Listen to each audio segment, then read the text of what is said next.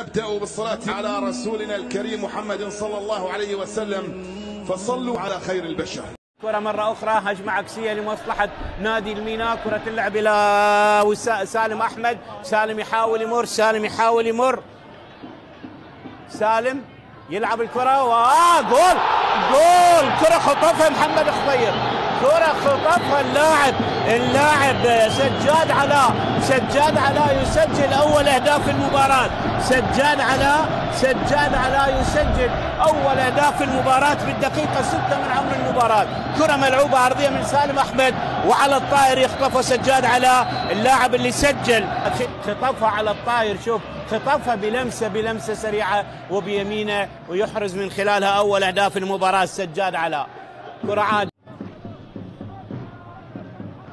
تلعب الكرة من محمد خضير بالراس، جول الله. هل هي جول؟ سالم أحمد،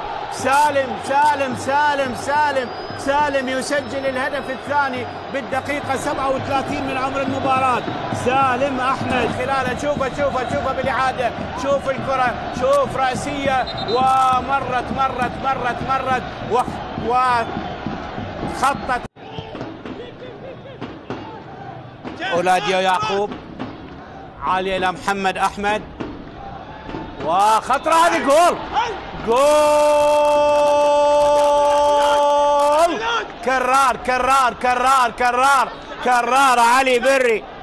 كرار علي بري قلصت، وكرار علي.